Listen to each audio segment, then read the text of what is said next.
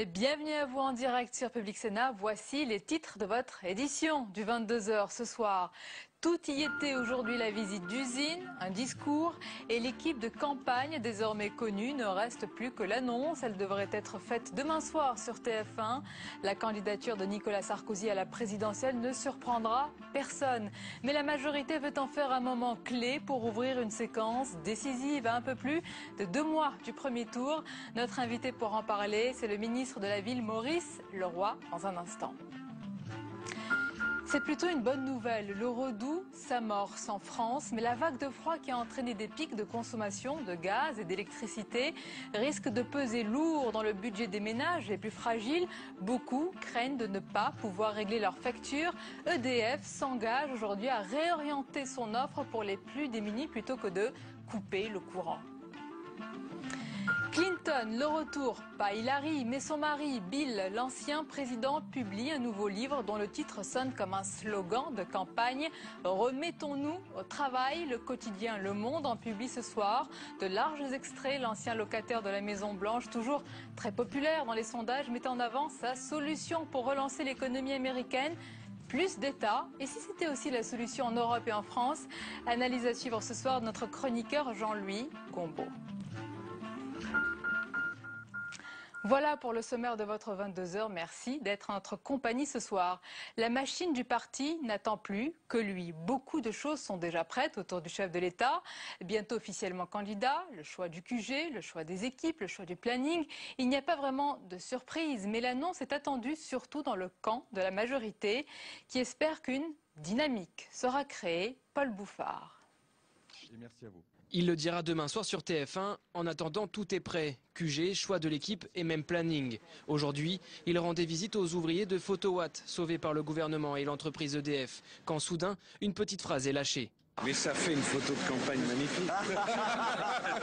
Pour l'instant, Nathalie Kosciusko-Morizet sera sa porte-parole. Guillaume Lambert, son directeur de campagne, secondé par le communicant Franck Louvrier. Nicolas Sarkozy devrait aussi compter sur l'éminence grise de 2007, qui fait son retour. Emmanuel Mignon sera sa tête pensante. Normalement, les premiers pas officiels du président candidat se feront à Annecy, jeudi. Un premier meeting donc en Haute-Savoie, non loin du plateau des Glières, au lieu de la Résistance, où Nicolas Sarkozy pourrait se rendre dans la foulée. La machine Sarkozy est sur le point de se lancer, 68 jours de campagne et pas une seule interruption prévue, avec un objectif, rattraper le retard sur le candidat Hollande. Et justement, de son côté, François Hollande s'est appliqué à minimiser la toute prochaine entrée en lice de Nicolas Sarkozy. Lors d'un déplacement à Saint-Étienne, le candidat socialiste a multiplié les piques contre le chef de l'État, estimant que ce dernier n'échappera pas à son bilan. Dans l'actualité également, ces référendums tous azimuts. Après avoir lancé l'idée en fin de semaine dernière de consulter directement les Français, notamment sur les chômeurs et les immigrés, s'il est réélu, le chef de l'État souhaiterait à présent soumettre aux citoyens la question de la règle d'or budgétaire. Le Premier ministre François Fillon l'a aussi évoqué devant les députés UMP. L'avis du peuple prendrait donc le dessus sur l'initiative parlementaire. Et bien sûr, ça ne plaît pas à tout le monde. On voit tout cela ensemble. Les parlementaires ne peuvent pas tout, l'idée peut surprendre, mais aujourd'hui Nicolas Sarkozy persiste et signe. S'il est réélu, le référendum sera l'arme d'un nouveau quinquennat. Indemnisation des chômeurs, immigration et même règle d'or, le presque candidat Sarkozy lancera son appel au peuple. Il le répétait encore ce matin devant les salariés de Photowatt. Je sais bien que ça rompt des habitudes, mais s'il le faut, je demanderai au peuple français son avis sur cette question de la formation, du droit à la formation à tout âge, pour ne laisser tomber personne. À droite, le référendum, instrument gaulliste par excellence, ne laisse pas indifférents les parlementaires. Il peut être indispensable, mais pas sur n'importe quel sujet. Je me réjouis effectivement que de ce retour en faveur de la consultation populaire. Maintenant, il ne peut pas y avoir référendum sur n'importe quoi. Le référendum doit poser sur des problèmes fondamentaux, des problèmes importants et des problèmes précis. 62, est-ce que vous voulez que le président de la République soit élu au suffrage universel direct? C'est une question précise. À gauche, on se veut lucide sur le nouveau leitmotiv de Nicolas Sarkozy. Une idée qui est vue par certains comme le moyen de contourner le blocage d'un Sénat désormais à gauche. C'est une frénésie de fin de règne. Vous savez, ça me fait penser à ce que me disait un ami qui connaît bien les sables mouvants, vous savez, du côté du Mont-Saint-Michel. Il me disait, quand on est dans des sables mouvants, plus on s'agite, plus on s'enfonce. Pourtant, le référendum n'a pas toujours été vanté par Nicolas Sarkozy. En 2003, les Corses refusent la proposition du ministre de l'Intérieur de fusionner les deux départements de l'île. En 2005, les Français disent non à la Constitution européenne, comme quoi le référendum est bien aussi une arme à double tranchant. Et sur ce sujet, l'ancien président du Sénat, Gérard Larcher, appelle à la prudence. Attention à l'abus de référendum, prévient-il. Gérard Larcher qui est l'invité de l'émission Preuve par 3, c'est juste après ce 22h. En attendant, je vous présente avec plaisir nos invités ce soir. Maurice Leroy, bonsoir. Bonsoir. Bienvenue à vous, ministre de la Ville. L'interview à suivre dans un instant. Et Frédéric Dabi, bonsoir. Bonsoir. Directeur opinion de l'IFOP. Frédéric, nous allons parler ensemble du sondage. C'est la 3e vague sondage pour Public Sénat, Europe 1, IFOP fiducial. Alors, première question pour les deux favoris, Frédéric, François Hollande et Nicolas Sarkozy. Où est la dynamique ? Alors, il y a déjà un véritable statu quo par rapport à l'enquête précédente qui avait été faite au lendemain de l'intervention présidentielle. François Hollande est en tête nettement au premier tour, 30% contre 25%. Il est extrêmement devant au second tour, les seconds tours qui sont une sorte de reflet de l'anti-sarkozysme avec des scores, je le dis, inédits sous la Ve République. Mais il y a quelques éléments encourageants pour Nicolas Sarkozy. Il progresse légèrement. Il réussit à remobiliser son socle. Ça va donner du baume au cœur. Il réussit à remobiliser son socle électoral, les personnes âgées, les artisans, les commerçants, les retraités. Il est toujours distancé dans la fameuse France du travail qui lui fait payer, si je puis dire, son bilan jugé négatif. Surtout, on est dans un mouvement de bipolarisation. Le duel va peut-être commencer, c'est-à-dire que jamais l'écart entre le deuxième Nicolas Sarkozy, la troisième Marine Le Pen a été aussi important, plus de 8 points. Marine Le Pen recule par rapport aux enquêtes précédentes. Elle est gênée par les incertitudes liées à son obtention des 500 parrainages qui brouillent sa campagne, on entend presque cela. Elle est gênée par les critiques sur la crédibilité de son programme. Elle reste tout de même à un niveau élevé, au-dessus du niveau qu'avait Jean-Marie Le Pen à la même époque. Mais voilà, on est moins sur une description d'incertitude sur l'ordre d'arrivée au premier tour. Pour autant, il faut le dire, Nicolas Sarkozy, et ça c'est complètement inédit pour un président sortant, probable candidat demain, est en situation de challenger. Alors, très probable candidat demain. Beaucoup, évidemment, espèrent de cette annonce, notamment à droite, une dynamique, un élan, un nouveau souffle. Est-ce que ça peut être le cas ? Alors, nous le verrons, si je puis être prudent. C'est vrai que... Compte tenu de votre expérience, est-ce qu'un président sortant, généralement, bénéficie de ce sursaut ? Alors, c'est un moment extrêmement important. Une entrée en campagne présidentielle. On a vu des ratés célèbres. Rocard, fin 1980. Édouard Balladur, en janvier 1995. Lionel Jospin et son fax et son interview à France 2 pour dire que son projet n'était pas socialiste. Il faut plutôt ne pas le rater que le réussir. C'est un moment important pour le président, c'est essayer de recoller très vite au premier tour par rapport à François Hollande qui reste très stable à un niveau extrêmement élevé, et puis essayer d'inverser cette tendance ou plutôt de la réduire sur le second tour où son mouvement récent de droitisation, on en parlera avec Maurice Leroy, lui fait perdre une partie d'électorat centriste dans les reports de second tour. Et s'il a le tour de force d'avoir des mauvais reports, aussi bien pour l'électorat Bayrou que pour l'électorat Le Pen, qui sont des électorats extrêmement différents. Donc on est sur un moment extrêmement important pour lui. Il a perdu la bataille de la popularité. Maintenant, on peut le dire, ça fait 4 ans qu'il est impopulaire auprès des Français. Cette entrée en campagne peut lui faire gagner la bataille de la crédibilité et puis essayer de déployer un projet pour faire un peu oublier son bilan qui est son boulet, si je puis dire, à quelques semaines du premier tour. Merci Frédéric Dabi, restez avec nous. On se retourne tout de suite vers Maurice Leroy. Qu'est-ce que vous attendez de cette annonce demain de la candidature de Nicolas Sarkozy ? Écoutez, nous verrons bien. Il y a plus longtemps à patienter, donc laissons Nicolas Sarkozy, le président de la République, s'exprimer devant le peuple français. Vous savez, n'oublions jamais que cette élection présidentielle, c'est vraiment le rapport avec le peuple. Et pour moi, il n'y a pas photo. Il n'est pas teinté d'affection, ce rapport, apparemment, si on en croit les enquêtes bien. Écoutez, la campagne va démarrer. La vraie campagne, si je puis dire, va démarrer. Et quand les Français auront à juger, quand le peuple français aura à juger entre le président de la République et François Hollande, parce que c'est comme ça que l'histoire va se terminer, au fond. Vous êtes sûr, c'est un match à deux ? écoutez, ce qui se on le profile. voit, j'ai Mais écouté, vous-même, votre sentiment. écouté les commentaires, j'ai vu ce qui a été présenté des enquêtes d'opinion. Vous savez, 25%, entre 25 et 26% suivant les instituts de sondage, c'est un socle très important parce que quand vous avez réformé dans des conditions absolument difficiles, c'est donc déjà la preuve. Ces enquêtes d'opinion démontrent, s'il en était besoin, que, et de loin, Nicolas Sarkozy est le meilleur candidat. Aurait pu être pire. Mais vous savez ce que c'est que de gouverner quand vous avez une crise Moi, non, mais vous, sans oui. précédent, mais pas seulement moi. Regardez ce qui se passe pour tous les gouvernements européens. Si vous aviez été dans l'immobilisme, c'est tellement facile l'immobilisme. Vous bougez pas, vous faites de tort à personne. Lui, il a réformé. Il est le candidat du mouvement. C'est un réformateur, Nicolas Sarkozy. Et voilà pourquoi les centristes soutiennent Nicolas Sarkozy, mais je sais de quoi je parle quand je parle des centristes. Moi, je suis centriste. Oui, justement. Voilà. Et l'ensemble des centristes sont derrière Nicolas Sarkozy. On annonce une campagne valeur contre valeur avec une ligne de fracture, de démarcation très nette entre gauche et droite. On a eu un aperçu avec l'interview accordée au Figaro Magazine. Est-ce que le centriste que vous êtes, et vous le rappelez encore ce soir, est à l'aise avec toutes ces thématiques? Est-ce que vous les reprendrez à votre compte? Le centriste que je suis, je suis un homme de conviction, et le centriste que je suis est très à l'aise avec l'interview écrite du président de la République. Écoutez-moi, pas des commentaires. Vous avez remarqué l'écart qu'il y avait entre ce qu'on a commenté. Je vais finir mais c'est très agréable pour moi de me dire que je ne suis pas sur le fond. Je veux dire, vous savez, il y en a assez de ces commentaires en permanence, alors que le texte disait des choses différentes. Par exemple, on nous a annoncé que Nicolas Sarkozy, dans le Figaro Magazine, annonçait obligatoirement un référendum sur le chômage. J'invite tous les téléspectateurs à lire. Ah oui, c'est pas la même chose. C'est pas la même chose, mais il dégaine assez souvent quand même cette arme du référendum.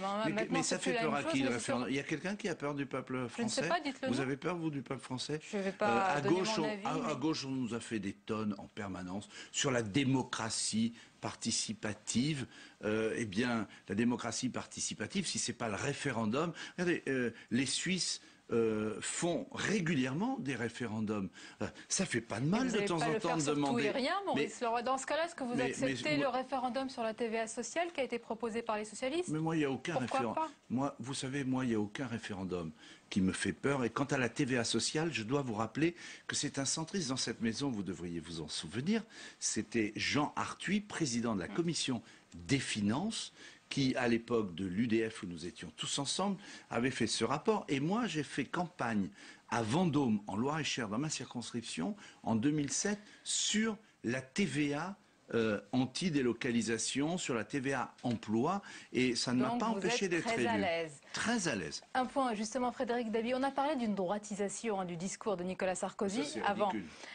Vous allez me dire les mots que je dois choisir, monsieur le ministre? On a parlé d'une droitisation. Vous choisissez bien les miens, donc je peux choisir aussi les mots. Écoutez, laissez les miens pour le moment. Alors, peut-être une droitisation, en tous les cas dans le discours, on verra dans les actes. Est-ce que ça a bénéficié apparemment à Nicolas Sarkozy dans les sondages? Alors, c'est vrai que ça lui a permis de remobiliser son socle électoral, on l'a dit précédemment. C'est aussi des signes clairs à une partie de l'électorat Sarkozy de 2007 qui était tenté par un vote Marine Le Pen, qui était déçu des résultats du bilan de Nicolas Sarkozy. Ça crée un risque pour lui. Alors on a parlé du centre, alors il y a toujours une bataille pour incarner la légitimité du centre. On a quand même un espace créé quand même au centre-droit dont pourrait bénéficier François Bayrou. Ce n'est pas le cas. Droitise aussi, vous avez observé? Je l'ai entendu ce matin sur Europe 1 pendant 2 heures. Je l'ai écouté attentivement, mais on a dû entendre le même. Et j'ai entendu ces critiques très sévères, à juste titre d'ailleurs, sur François Hollande, disant que son programme était ridicule, qu'il ne tenait pas la route. François Bayrou a dit tout ça ce matin sur Europe 1. Là, mais j'ai aussi entendu des critiques extrêmement sévères vis-à-vis de Nicolas Sarkozy. Les téléspectateurs qui nous regardent pourront podcaster Europe 1, vous voyez, j'ai pas de problème. De faire de la pub pour Europe 1, c'est votre partenaire. Voilà, on est d'accord. Donc, podcaster, donc, vous voyez, je vais faire la pub pour l'émission de Bayrou. Non, mais que François Bayrou tacle François Hollande, je crois que tous les téléspectateurs le savent, mais ils savent aussi qu'il tacle. Il a d'ailleurs expliqué que la droite avait des valeurs. Il a expliqué aussi. François Bayrou, centriste, a parfaitement exposé ce matin que la droite avait aussi des valeurs et qu'il n'acceptait pas qu'on dénigre effectivement. D'ailleurs, vous n'êtes pas ce insensible à courant. ces valeurs humanistes. Il a lancé un appel, Bien François sûr. Bayrou, aussi au lendemain de l'interview de Nicolas Sarkozy au Figaro Magazine, justement. Il a considéré que c'était des valeurs Il l'avait fait très à avant, droite. avant l'interview, pour être Il a précis. dû anticiper, mais est-ce que vous êtes sensible à cet appel aux Mais humanistes? moi, je suis tout à fait sensible. Je suis effectivement un humaniste. Voilà, c'est d'ailleurs le fil rouge de mon action depuis que je suis engagé dans la vie politique française. Mais voilà, je ne peux pas suivre François Bayrou. Je ne sais pas où il est aujourd'hui. Je l'entends beaucoup critiquer, à juste titre, encore ce matin, de façon assez ferme, sur le fait que ce programme n'était pas réaliste, puisque fondé sur des hypothèses économiques notamment, de croissance, qui ne tenaient pas la route. Et François Bayrou, quand il dénonce le programme ou le projet de François Hollande, il a parfaitement raison. C'est pour ça que Il dénonce aussi fortement le bilan de Nicolas Sarkozy. Oui, mais ça, il a besoin d'exister, c'est normal. Et de ce point de vue-là, on retrouve la même stratégie qui avait quand même assez bien marché pour François Bayrou en 2007. C'est vrai, jusqu'au soir du premier tour. Jusqu'au soir du Vous premier étiez son tour, mais porte-parole en 18,5 2007, pour on le rappelle. le centre, oui, vous vous Et en en souvenez. 2002 aussi. C'est-à-dire incarner une troisième voie entre le Parti Socialiste, l'UMP, être sur une logique anti-système. Et il a certes critiqué, vous avez raison, l'iranisme du programme perçu de François Hollande. Il a quand même très fortement critiqué la droitisation du discours de Nicolas Sarkozy. Il a donné l'exemple de sa position sur, par exemple, le mariage gay, qui est très très différente de celle développée par Nicolas Sarkozy dans l'interview dans le Figaro Magazine. Il y a aussi les petits candidats. Il s'est prononcé très clairement, François Bayrou, je l'ai entendu ce matin, contre le mariage des homosexuels. Bon, qu'est-ce que ça veut dire? Qu'il est dans votre majorité, ça y est, il vous a rejoint? Non, c'est pas ce que je dis. Un petit peu. Non, mais vous voulez être précis? On va être précis. Il a clairement dit qu'il était favorable à l'homoparentalité et contre le mariage entre homosexuels. Oui ou non? Il n'a pas tout à fait dit ça. Non, là, vous avez tort, pardon. Excusez-moi. Il a été très clair là-dessus. Il a dit qu'il voulait un Attention, contrat d'union civile qui était exactement le même que celui du mariage. Il a dit qu'il était relativement choqué par la focalisation sur ce thème, alors que l'homoparentalité et l'union entre homosexuels existent. Il y a aussi les petits candidats, on les appelle comme ça à cause de leur score. Maurice Leroy qui rentre et vont rentrer au bercail. C'était le cas hier pour Christine Boutin, qui rallie donc Nicolas Sarkozy. Il n'y a plus de doute pour Hervé Morin aussi. On l'annonce dans les prochains jours, les prochaines heures. Écoutez, laissons Hervé Morin s'exprimer, mais j'ai toujours pensé, laissons Hervé Morin s'exprimer. Voilà. Vous l'avez fortement encouragé à, oui, bien sûr, se désister. Oui, tout à fait, avec François Sauvadet, Jean-Christophe Lagarde, une très grande majorité de députés du Nouveau Centre, mais aussi de sénateurs du Nouveau Centre, de très nombreux conseillers généraux, conseillers régionaux, des responsables du Nouveau Centre. Vous êtes serein parce que vous savez qu'ils jettent l'éponge. Non, vous savez, je ne suis pas dans ce critère-là. J'ai toujours considéré qu'Hervé était un homme politique intelligent et responsable, et je n'ai jamais eu de doute là-dessus. D'ailleurs, lui-même s'est toujours exprimé en disant que si en février, il voyait que sa candidature ne prenait pas et ne décollait pas, il a dit qu'il en tirerait les conséquences. Vous l'avez quand même poussé à prendre ce choix. Mais oui, bien sûr. Parce que si on relit tous vos communiqués, c'était pour le pousser à vendre, d'accord? Je n'ai pas dit le contraire, mais il ne m'écoutait pas jusqu'à présent, nous sommes d'accord. Mais vous savez, quand on regarde les enquêtes d'opinion et que vous êtes à moins d'1%, comment dire, ça calme un peu. Et vous êtes du coup plus responsable. Et c'est le cas, et je me réjouis de cela. Et je pense qu'effectivement, la famille centriste soutient et soutiendra Nicolas Sarkozy dans sa candidature. Hervé Morin médite encore dans son fief. Il a mis du temps à se décider, à comprendre. Pourquoi, selon vous? Est-ce qu'il croyait vraiment en ses chances, en son destin, ou est-ce qu'il faisait monter, eh bien on va le dire, c'est aussi la politique, les enchères pour une négociation? Mais comme Yvan Lachaud, moi je ne fais pas de procès à Hervé Morin. Je pense qu'il a souhaité à un moment donné lancer sa candidature. Voilà, il l'a fait dans ses formes. Aujourd'hui, il se rend à la raison. C'est une très bonne chose. C'est une bonne chose pour les législatives aussi, par exemple. Oui, et alors c'est grave qu'un parti politique mais ne absolument pense pas aux pas, élections monsieur le ministre. législatives. Je vous dis simplement qu'il n'y aura donc pas de bâton dans les roues pour les candidats nouveaux centres. Ben oui, c'est une bonne chose. C'est intelligent, non? Vous savez à quoi ça sert? La Ve République, c'est la présidence de la République et c'est aussi un contrat de majorité, un pacte majoritaire aux législatives. C'est aussi cela. C'est aussi ça la politique. C'est aussi cela. Alors, revenons... Voilà. Et vous savez, la position de François Bayrou, c'est peut-être d'ailleurs lié à ces difficultés, il faut peut-être en tirer les leçons. Les difficultés actuelles de François Bayrou tiennent au fait qu'il a 3 députés à l'Assemblée nationale et 4 sénateurs.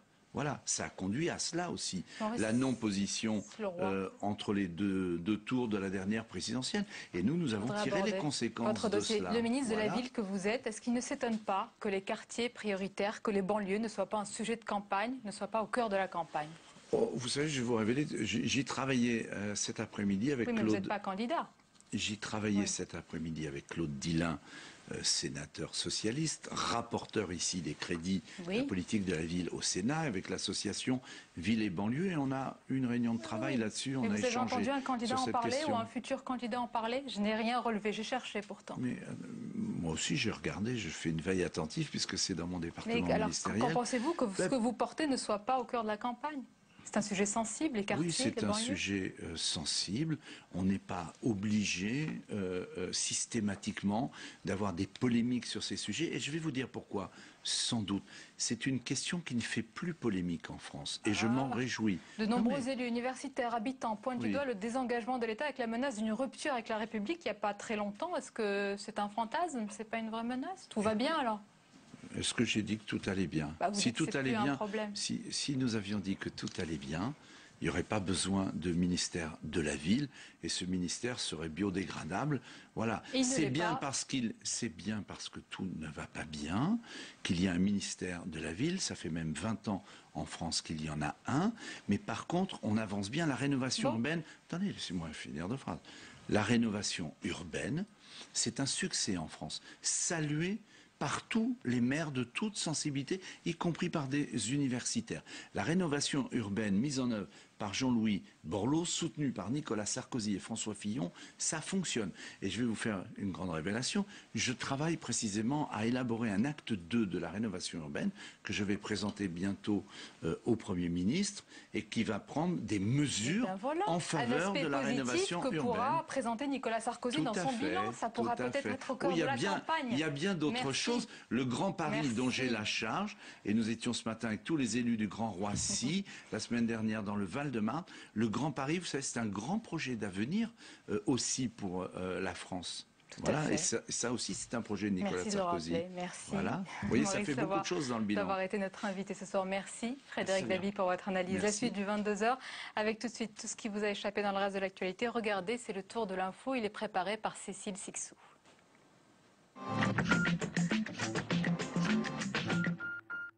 L'incident est clos. Le bureau de l'Assemblée nationale a tranché.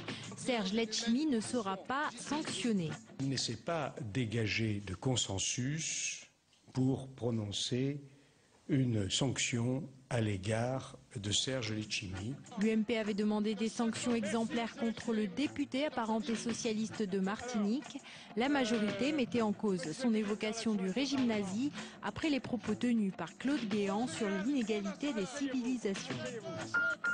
On l'a cru enterré en 2011, la taxe Google revient pourtant sur le devant de la scène.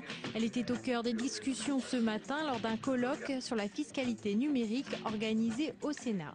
On ne peut pas se contenter de la situation présente qui voit les majors de l'Internet échapper à peu près à toute fiscalité digne de ce nom dans les grands pays de consommation de services numériques. Le manque à gagner pour l'État est en effet estimé à plusieurs dizaines de millions d'euros. Besoin d'air, le MEDEF aussi a son programme présidentiel. Il l'a dévoilé ce matin et en top priorité, il met l'Europe. Laurence Parisot a également présenté ses propositions pour réduire les dépenses publiques. Elle préconise notamment d'accélérer le non-remplacement d'un fonctionnaire sur 2 mis en place par le gouvernement. Nous préconisons d'accélérer la cadence. Il faut aussi que les collectivités locales commence à s'engager dans cette voie de non-remplacement des fonctionnaires territoriaux qui partent à la retraite. Autre point chaud, les retraites. Le patronat propose de nouvelles discussions dès 2013. Selon le MEDEF, la réforme de l'an dernier ne suffit pas. Certains ne passeront pas la Saint-Valentin tout seuls. Ils l'affirment, ils ont trouvé l'âme sœur. Je l'ai rencontrée récemment, elle est blonde, avec un petit accent. C'est quelqu'un en qui on peut faire confiance. Faire une histoire, construire quelque chose, quoi. Mais derrière ces déclarations d'amour se cache l'équipe de campagne d'Eva Joly. Les écologistes se sont inspirés des pubs des sites de rencontres pour détourner la fête des amoureux. Et toutes ces déclarations de flamme reviennent à la candidate d'Europe Écologie Les Verts.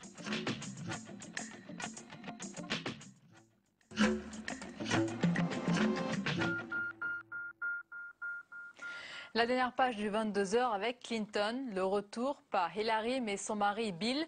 L'ancien président publie un nouveau livre dont le titre sonne comme un slogan de campagne. Remettons-nous au travail. Le quotidien Le Monde en publie ce soir de larges extraits. L'ancien locataire de la Maison Blanche, toujours très populaire dans les sondages, met en avant sa solution pour relancer l'économie américaine et entretenir le rêve américain. Sa solution, c'est plus d'État. On en parle avec notre chroniqueur Jean-Louis Goumbaud. Bonsoir Jean-Louis. Bonsoir Sonia. Comment est-ce que Bill Clinton arrive à cette conclusion? Alors d'abord, en faisant un historique. Et c'est clair que pour lui, en tout cas dans les extraits que vous et moi avons lus aujourd'hui, il tire à boulet rouge contre l'administration qui a succédé à la sienne, c'est-à-dire contre l'administration Bush. Et ensuite, c'est quand même un soutien à l'administration Obama, qui a présenté hier son budget pour l'année prochaine, avec, c'est important à préciser, 700 milliards de dollars de dépenses pour relancer l'emploi, le travail, les infrastructures dont il parle dans le texte et de porter l'impôt à 40%, la tranche supérieure de l'impôt à 40%, alors que Clinton justement se dit que les riches ne paient pas suffisamment d'impôts. Mais tout le début du texte, c'est pour démolir ce qu'a pu faire George Bush Jr., Walker Jr., sur les années 2000. Il dit, mais en fin de compte, quand on regarde la croissance américaine, d'où elle venait sous cette époque, elle venait de l'immobilier, la construction, et tout ceci financé par de l'endettement. Et ceci a conduit à la catastrophe générale que nous connaissons aujourd'hui. Et donc, à partir de là, il préconise deux affaires. Premièrement, réhabiliter le travail, il insiste beaucoup, on avait l'impression d'entendre Sarkozy de 2007, et ensuite revaloriser l'État, réhabiliter et revaloriser le travail et l'État. Alors tout ça c'est très bien, on a l'impression qu'on veut revenir à l'ère de Roosevelt, en fin de compte, au fameux New Deal de 1933. Il oublie quand même de préciser, en tout cas dans les extraits, je n'ai pas lu le livre, je n'ai lu que les extraits, il oublie de préciser quand même que lui, Bill Clinton, est celui qui a mis par terre l'ensemble de la régulation financière qu'avait établie Roosevelt, notamment en 1999. C'est lui la déréglementation financière totale aux États-Unis. C'est lui qui a mis en avant le développement des fameux subprimes qui a conduit à la catastrophe. Donc il y a peut-être une reconversion de Bill Clinton, parce que ce qu'a fait Bush n'a été possible que par rapport mais bon. à ce qu'a fait que jamais. Pardon. Un peu tardive, un peu tardive, mais plus tard effectivement que jamais, parce que ce qu'a fait Bush n'a été possible, évidemment qu'il a accentué, mais à partir de ce qu'a fait l'ami Clinton. Jean-Louis, puisque vous parlez de reconversion, est-ce que ça veut dire que Clinton s'est reconverti, ou s'est converti plutôt à la social-démocratie, un peu à l'européenne, et est-ce que c'est possible, avec un tel discours, de séduire les classes moyennes? Alors, dans le texte qui est publié par Le Monde, il s'en défend. Il dit « on me traitera de social-démocrate européen ». Il dit tout ça ne signifie rien, pas du tout, parce qu'il sait très bien qu'aux États-Unis, il vaut mieux avoir l'air d'avoir des liens avec l'Asie qu'avoir des ponts avec l'Europe. Ça, c'est très très important dans l'idéologie américaine. Et effectivement, aux États-Unis, il y a un véritable problème qui est culturel et politique sur la question de l'État et de l'impôt. L'Amérique s'est construite à partir d'une défiance fondamentale vis-à-vis de l'impôt et de l'État que souhaite rétablir Bill Clinton dans son ouvrage. Une petite anecdote simplement, Thomas Edison présente sa boîte qui transmet les électrons au président Cleveland, et Cleveland ne comprend pas, c'est en 1880, quelque chose comme ça, Cleveland ne comprend pas à quoi ça sert, et il dit mais à quoi ça va servir votre affaire? Et Thomas Edison lui répond, ça vous servira en tout cas à me prendre quelques impôts. Donc il y a chez les Américains, c'est constitutif, et puis il y a un problème politique qui est un problème de l'État fédéral. C'est très difficile de faire un impôt qui suppose un État central.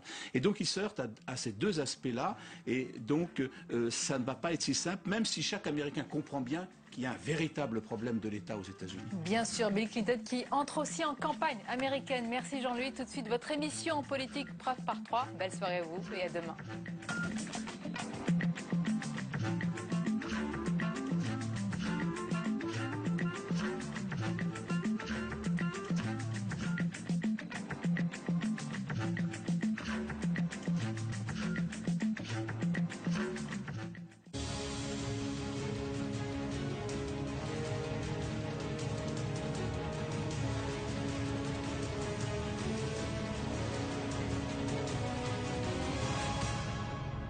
Gérard Larcher, l'ancien président UMP, est l'invité de Preuve par 3. Bonsoir. Bonsoir. Et merci d'être avec nous alors que l'officialisation de la candidature de Nicolas Sarkozy est imminente. Le chef de l'État vous a chargé d'une mission sur la formation professionnelle. Êtes-vous pour autant un inconditionnel de la ligne à droite toute arrêtée, semble-t-il, à l'Élysée? Vous allez nous le dire dans un instant. Vous répondrez également aux questions de Suzette Bloch de l'AFP, notre partenaire pour ce rendez-vous de Public Sénat, puis de Perrine Tarnot de Public Sénat. Gérard Larcher d'abord, quel effet ou impact attendez-vous de l'annonce de la candidature de Nicolas Sarkozy? Je vous dis tout de suite, la gauche dit c'est un non-sujet. Non, je crois que le moment venu, quand il l'aura décidé, est-ce que ce sera demain ou après-demain, ça deviendra, j'allais dire, un sujet attendu. Et d'ailleurs, par respect vis-à-vis de mes concitoyens, je pense qu'il est important, à près de 60 jours du premier tour de l'élection présidentielle, que le débat s'engage entre les candidats à l'élection présidentielle. Moi qui suis gaulliste, attaché à la Ve République, je crois fondamentalement que c'est l'élection socle de notre démocratie. Et donc c'est la rencontre entre un homme, une femme et le peuple français. Le peuple. Alors on dit beaucoup que Nicolas Sarkozy évoque sans cesse le peuple. Ce sera non pas une bataille droite-gauche, mais une bataille pour le peuple. Vous confirmez, vous l'avez entendu? En tous les cas, je pense que l'élection se joue entre le peuple et des candidats. Et que ça, c'est fondamentalement ce qu'a voulu le général de Gaulle. C'est la règle. Non, c'est ce qu'a voulu le général de Gaulle dans la réforme de 62. Certains disent que François Hollande ne peut plus perdre avec son avance. Attendez, je crois que, j'allais dire, les élections sont toujours ouvertes. Et je crois qu'il y aura un vrai débat, notamment entre François Hollande et Nicolas Sarkozy, mais sans exclure d'autres candidats qui vont jouer un rôle. À l'extrême gauche, à l'extrême droite, mais aussi au centre, comme François Bayrou. Vous n'êtes pas en proie au doute? Moi, je suis en proie à aucun doute. J'ai une mission à conduire. Laquelle Celle de réfléchir, et ça appartiendra à l'ensemble du pays, parce qu'à la date où je remettrai mon rapport, la question de la formation, elle est une question centrale qui répond à la première préoccupation des Français, l'emploi. Avant même la question de la sécurité, avant même la question de l'immigration, le sujet qui rassemble, j'allais dire, une majorité de Français dans leurs préoccupations. Un million c'est l'emploi, parce que 1 million de chômeurs en plus dans le quinquennat. Alors, il faut le préciser à ce moment.